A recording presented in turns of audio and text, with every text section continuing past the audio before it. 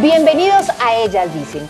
La situación de la mujer en Colombia poco a poco ha ido mejorando a comparación de años anteriores. Sin embargo, la violencia de género y la falta de oportunidades laborales son algunos de los temas en los que diferentes entidades siguen luchando día a día. ¿Qué estrategias se están utilizando? ¿Cuál es el panorama hoy por hoy de la mujer colombiana?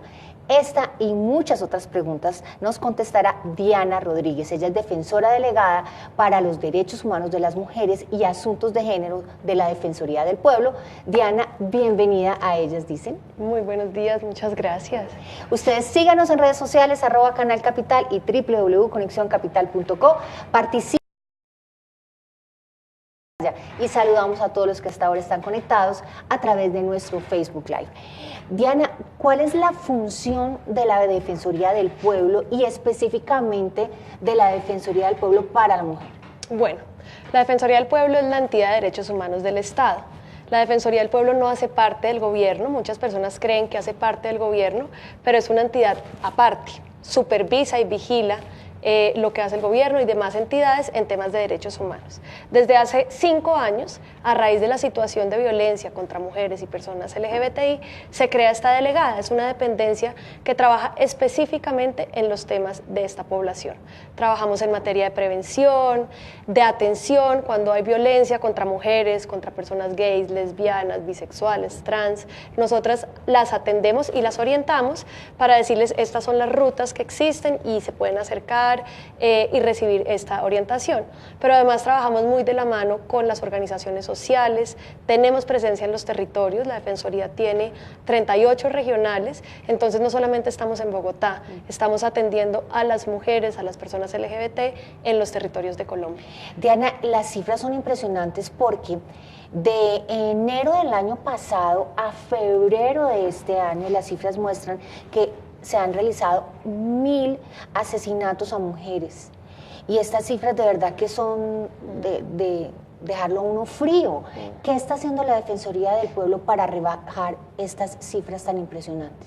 Bueno, lo que nosotros hemos dicho es que el feminicidio, el homicidio de una mujer es la última etapa de un ciclo de violencia. Realmente, en la mayoría de los casos que se presenta un feminicidio, nos encontramos con que la mujer ya había alertado, muchas veces se había acercado a una comisaría de familia, a la fiscalía, a la misma Defensoría, pero como entidades tal vez no estamos teniendo la capacidad de identificar esas violencias y de atenderlo, porque la ley existe. Digamos, una mujer cuando es víctima de violencia se puede acercar, hay casas de refugio, no en todos los lugares, eso digamos es una de las debilidades que hemos encontrado.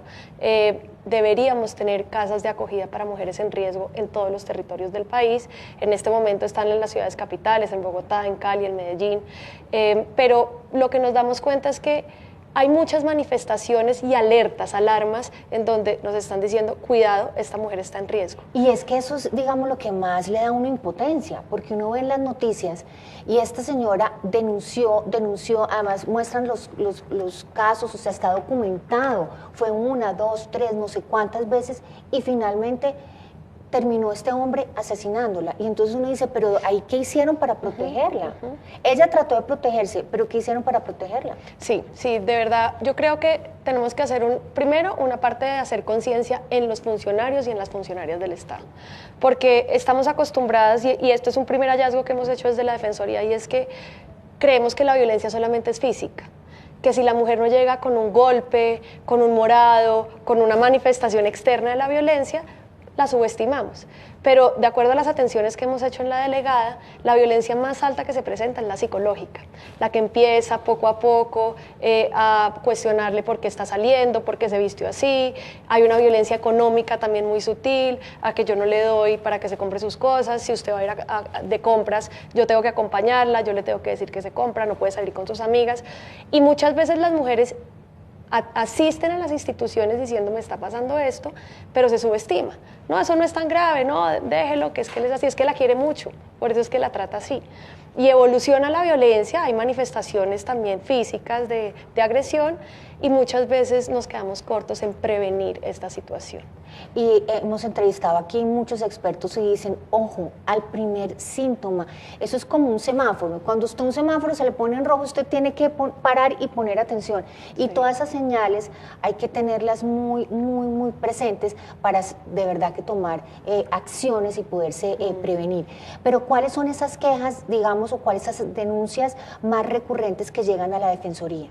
En la Defensoría atendemos todo tipo de violencia, que eso es importante decirlo, no solamente la violencia intrafamiliar. La violencia intrafamiliar es la más alta, pero en los espacios públicos se presenta violencia.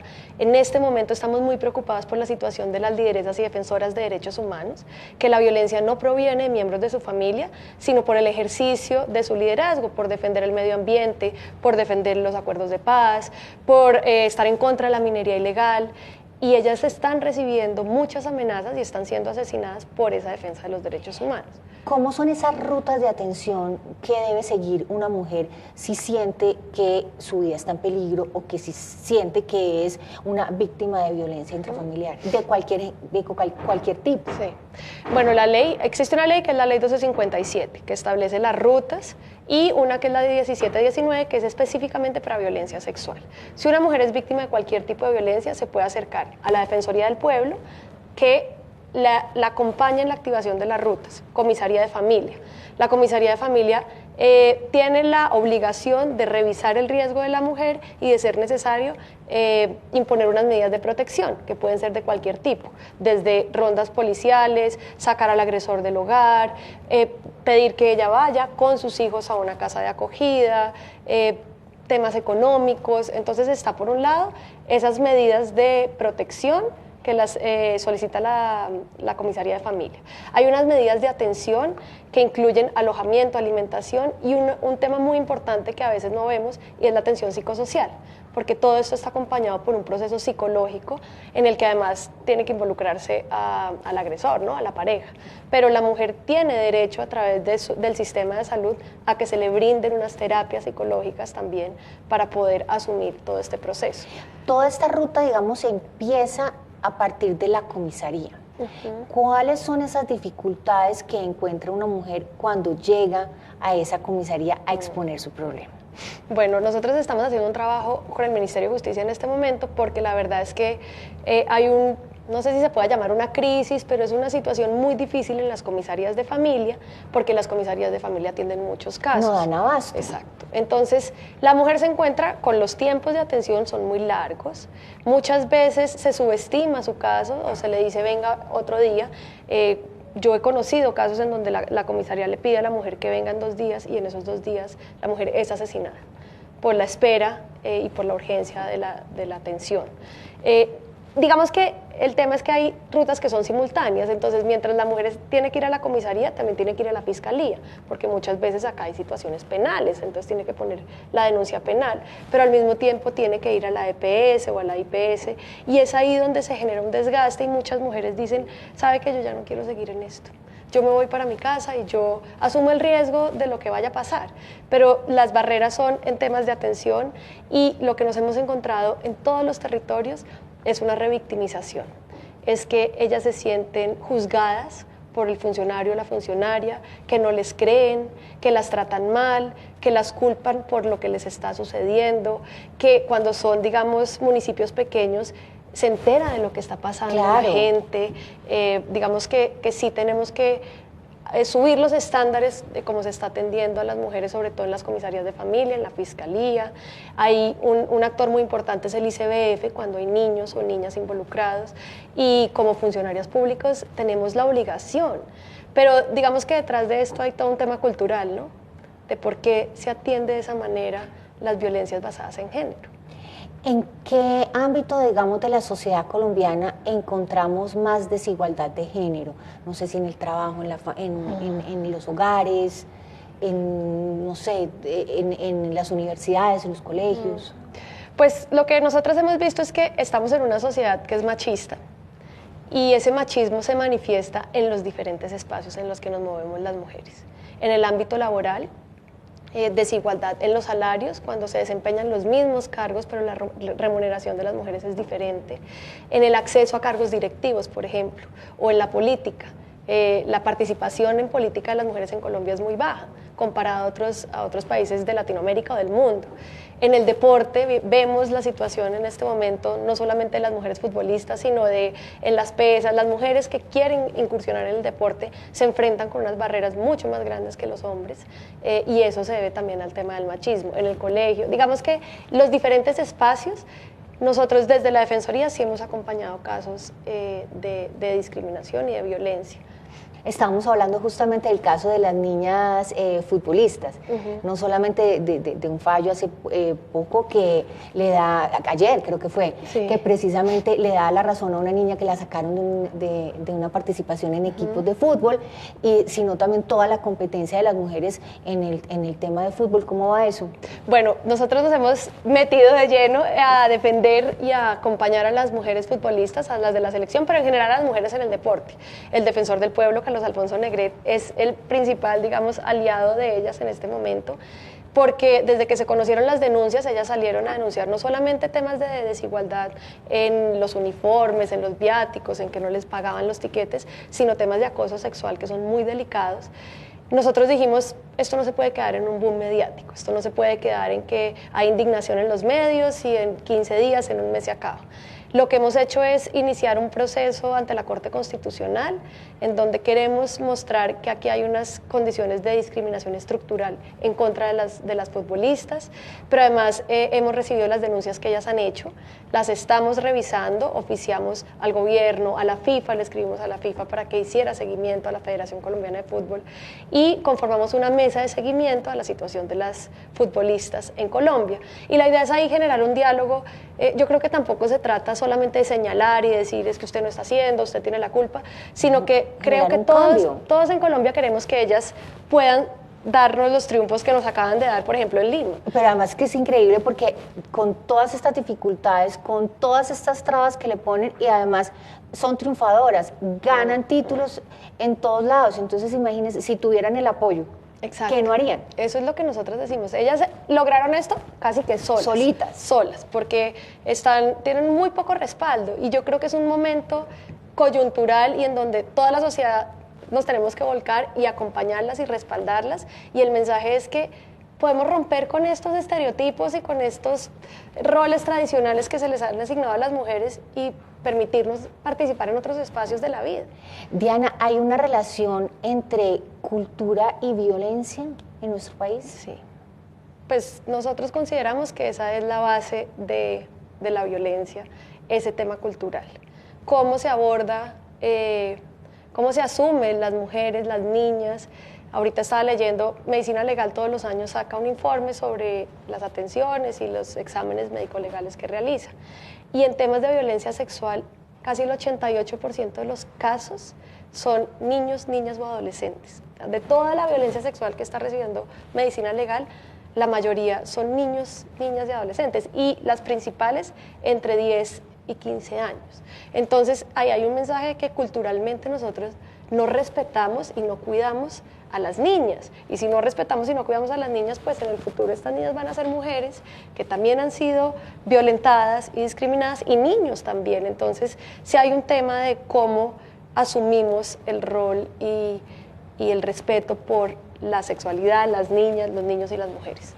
Y estábamos hablando fuera de micrófonos también del tema de esos roles que le imponen a las niñas culturalmente desde chiquitas y cómo romper, digamos, ese ciclo de que la niña es la que tiene que servirle al hermano, la que tiene que servirle al papá, la niña es la que tiene que hacer el oficio, y entonces desde chiquiticas les van marcando como ese destino de lo que tienen que hacer. Completamente. Sí, yo traje este informe, que es el primer informe defensorial sobre violencia basada en género y discriminación. Este informe analiza qué está pasando, como cuáles son las causas estructurales de la violencia y cuáles son los ámbitos en donde principalmente se presenta esa violencia. Y el primero es el sociocultural. Y lo que nos damos cuenta es las mujeres y las niñas están teniendo mayor acceso a educación que los hombres, a posgrado, a especialización, pero cuando es el momento de trabajar, la diferencia entre hombres y mujeres es muy alta. Casi que los hombres duplican a las mujeres en acceso al trabajo. Y eso es por los roles que estabas mencionando tú, de que una mujer, además de estudiar, además de trabajar, se le imponen la cocina, las labores de cuidado, de los mayores, de los niños, entonces sí son cargas muy altas que no estamos distribuyendo de manera adecuada entre hombres y mujeres, y eso tiene un impacto directo sobre la mujer y sobre la violencia, porque en la medida en que la mujer no sea autónoma e independiente económicamente, tiende a quedarse en espacios violentos y a perpetuar unos ciclos de violencia. Y aguantarse toda la violencia, aguantarse todo lo que les está viviendo, porque no tiene ella los recursos para sostenerse, ni ella ni mantener, digamos, a sus hijos. Pero yo creo que eso del tema de los roles tiene mucho que ver con la educación y sobre todo con la educación de los niños también. Sí. Yo creo que los padres tenemos una responsabilidad muy grande, no solamente de educar a nuestras niñas, empoderándolas y dándoles a ellas toda la fuerza y el empuje para que tengan autoestima como mujeres, pero también a los niños hombres. Sí. Crear una nueva generación, digamos, unos nuevos colombianos que tengan esta igualdad de género en su cabeza. Sí, sí, ahora hay un término que se está utilizando mucho y son las nuevas masculinidades. Sí, sí, sí. Que son eso, eduquemos a los niños y a las niñas con un tema de roles que no están predestinados a hacer algo en la vida por el hecho de ser hombre o ser mujer. Simplemente estamos en un mundo en donde nos ofrecen igualdad de derechos, igualdad de condiciones, y en ese sentido tenemos las mismas oportunidades. Pero sí hay una responsabilidad desde la casa, desde los espacios educativos, de educarnos de manera diferente a cómo ha venido ocurriendo. Y seguramente si educamos niños así, precisamente cuando lleguen a esas comisarías de familia y van a encontrar una nueva generación de colombianos que están ahí atendiendo, pues van a tener una visión muy distinta de cómo manejar esos problemas y manejar a esas mujeres que están tan vulnerables y con esas amenazas de verdad contra su vida y contra la vida de sus hijos. Recientemente se conmemoró el Día Internacional de la Trata de Personas. ¿Cómo está Colombia en ese tema de trata de personas? Bueno, nosotros desde la Defensoría hacemos seguimiento al tema de trata, atendemos víctimas de trata, pero nos preocupa mucho que es una situación invisibilizada. Es el tercer delito más lucrativo del mundo. Después del narcotráfico, el tráfico de armas y después viene la trata de personas. Sin embargo, la atención que se le da a ese delito no es la misma que se le da a los otros dos que te he mencionado, porque se confunde con otro tipo de conductas o de actividades. Entonces, muchas veces decimos hay trata de personas, explotación sexual, y dicen no, eso es ejercicio de la prostitución, o ellas están ahí libremente, o hay matrimonio servil, que es una cosa que es muy invisible, ¿no? Cuando una mujer entra en un matrimonio, pero realmente está forzada, está realizando trabajos forzados, no está ahí bajo su voluntad, detrás de eso hay una red que la está obligando a estar en esta situación, la mendicidad ajena con los niños, digamos que la trata de personas tiene muchas manifestaciones. El 30 de julio nosotros sacamos un comunicado en el que manifestábamos nuestra preocupación por el incremento en los casos de trata relacionados con mujeres migrantes, porque pues la situación de mujeres venezolanas sí, es muy preocupante, porque bueno, en las zonas de frontera en donde confluyen todos los actores ilegales, las economías ilegales, pero además una situación de vulnerabilidad con las mujeres muy alta, en donde hay ejercicio de la prostitución, pero detrás de eso hay unas redes de trata que están obligando a las mujeres a mantenerse, a permanecer en esas situaciones. ¿Y qué se está haciendo para tratar de prevenir esta situación? Hay una norma, que es la Ley 785, que habla de, digamos, las medidas de prevención y crea unos comités territoriales de trata. La idea es que estos comités sienten a todas las entidades que son responsables y lo más importante es empezar a identificar el delito, identificar las víctimas y ahí activar unas rutas. Igual que en el tema de violencia contra las mujeres existen unas rutas especializadas. Hay una asistencia inmediata que es darle alojamiento, alimentación, atención psicosocial a la víctima por 5 días, prorrogables por 5 días más, pero después de eso viene una atención inmediata que lo que busca es sacar a la mujer o a la persona de esas condiciones que generaron la trata. Pero Diana, imagínense, si es complicado para una mujer colombiana, digamos, poder entrar en esta ruta y que le paren bolas, ahora para una mujer migrante venezolana que no está en su país, que tiene todas las desventajas, ¿cómo será de complicado? Sí, es muy complicado. Con las duplas de género que tenemos en las fronteras, en Arauca, en Cúcuta, en Guajira, hemos hecho atenciones, de hecho sacamos un boletín el mes pasado en donde identificamos eso, las barreras que se están encontrando las mujeres no se atienden a una mujer venezolana igual que una mujer colombiana. De hecho, muchos funcionarios dicen, no, es que usted es venezolana, entonces yo no la puedo atender. En las comisarías de familia, en los hospitales, por ejemplo. Entonces, además de estar en una situación de vulnerabilidad, la negación de los servicios y de la atención, que no se puede hacer porque ya la misma Corte Constitucional ha dicho que se debe atender este tipo de casos, pues las dejan a ellas completamente aisladas, ¿no?, de la atención y de la protección que el Estado les debe ofrecer. Los casos de interrupción voluntaria del embarazo, por ejemplo, son muy delicados, casos de salud, y una población pues que no hemos profundizado mucho pero que nos preocupa es las personas LGBTI. Para allá iba, ¿cómo está la situación de la población con orientación sexual e identidad de género diversas? Porque así es que se dice. Sí. Aquí me lo apuntaron, así es que lo tiene que leer. La población con orientación sexual e identidad de género diferentes. Así es. Bueno, desde la Defensoría hemos trabajado muy de la mano con esta población, tratando de hacer visibles también sus riesgos y sus vulneraciones. Colombia, también por esta sociedad machista que estamos hablando y tradicional, pues presenta unos índices muy altos de violencia por prejuicio. La violencia por prejuicio es esa violencia que se deriva por el simple hecho de que una persona sea diferente, digamos, a lo que lo tradicional, no lo normal, sino lo tradicional, porque es diverso. Y esa violencia es muy alta en Colombia. El 86% de las personas que nosotras atendemos en la Defensoría dicen haber sido víctimas de violencia por prejuicio. Es decir, que de manera verbal o física o de cualquier forma han sido agredidas por ser lesbianas, por ser gays, por ser trans, y eso pues es muy preocupante. Y es bien complicado porque es que eso lo vemos desde y lo que estábamos hablando, la cultura y la violencia. Y eso va desde la cultura, o sea que ni siquiera es que lo estamos viendo ya en el colegio, en la universidad, en el trabajo. No, es que lo vemos desde la esencia de la familia, desde el núcleo de la familia. Sí, y obviamente pues hay unas situaciones en Colombia que agravan esto, que es el conflicto armado, por ejemplo.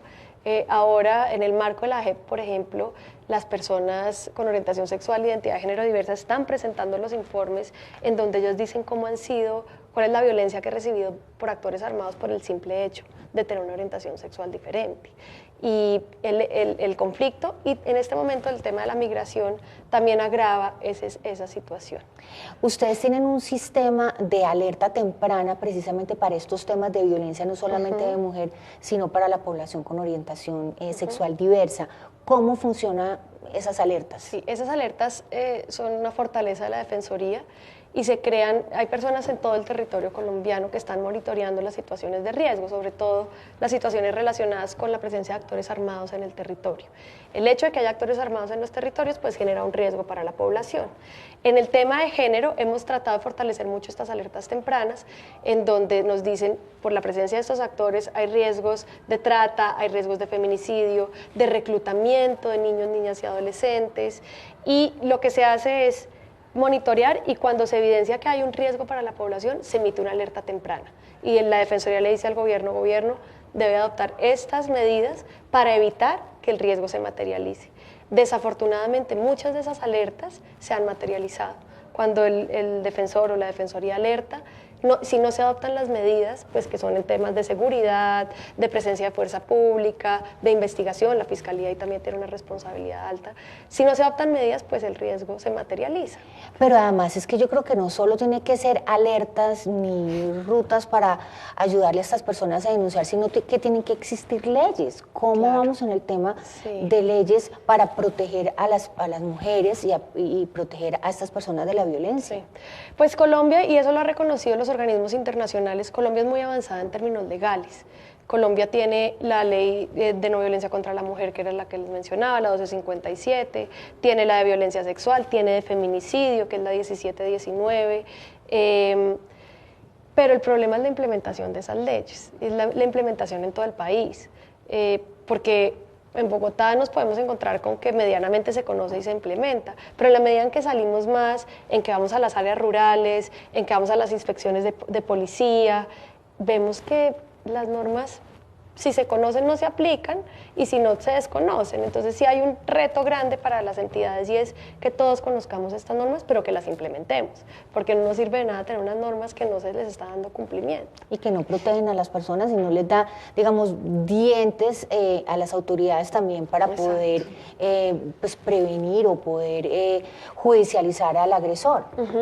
Vamos a hablar de pobreza, porque siempre volvemos al tema de la mejor manera de empoderar a las mujeres, la mejor manera de sacar a las mujeres de este ciclo de violencia es precisamente empoderándolas y teniendo, digamos, una garantía de que ellas puedan, a través de su trabajo, a través de su profesión, pues tener suficientes recursos para poderse salir de este ciclo con más tranquilidad. Pero hablando de pobreza en América Latina, las cifras demuestran que por cada 100 hombres que hay en pobreza extrema, hay 124 mujeres en pobreza extrema. O sea, estamos hablando que hay una diferencia muy grande. ¿Cómo romper y cómo acercar esa brecha? Bueno, pues con el último censo también nos dimos cuenta que Colombia es un país, no sé si mayoritariamente se puede decir, pero en donde las mujeres son cabeza de familia, muchas mujeres son cabeza de familia. Y lo que ha mostrado el DANE es que cuando las mujeres son cabeza de familia y se encuentran en situación de pobreza, la pobreza las afecta mucho, con mayor, digamos, el impacto es mucho más alto. Y eso es también por lo que mencionábamos anteriormente, y es que las mujeres tienen que asumir unos roles de cuidado, además de trabajar. Entonces, si yo soy una mujer, cabeza de familia, que estoy en una situación de pobreza o de dificultad económica, pues tengo que cuidar a las personas que están a mi cargo, tengo que trabajar, y eso pues tiene un impacto muy fuerte en mí. Entonces, lo que hemos visto desde la Defensoría es que hay una relación muy alta entre el desempleo, la pobreza y la violencia. La mayoría de personas, y eso también lo reitera Medicina Legal, las personas víctimas de violencia presentan niveles educativos muy bajos, por ejemplo. Y ahí sí es una alerta de decir, en la medida en que las mujeres estemos más preparadas, estudiemos más, pero además tengamos acceso a trabajo, porque lo que mencionaba, podemos estar muy preparadas, pero si no tenemos las oportunidades laborales, no nos sirve de nada. Tenemos que poder acceder en igualdad de condiciones a los hombres al trabajo, a las oportunidades laborales.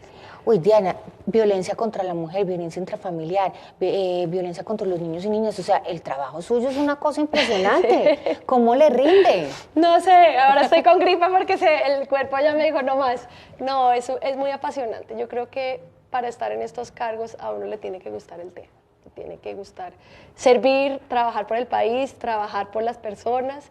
Y pues para mí es una fortuna poder estar acá. ¿Y cómo se mantiene motivada? Porque yo creo que cuando uno ve tantos casos, como me imagino que le llegará a ustedes en la Defensoría del Pueblo y además con los temas de mujeres, ¿cómo hacen para no tirar la toalla y decir, no, esto es imposible, ¿qué vamos a hacer? No, hay que centrarse en las cosas buenas.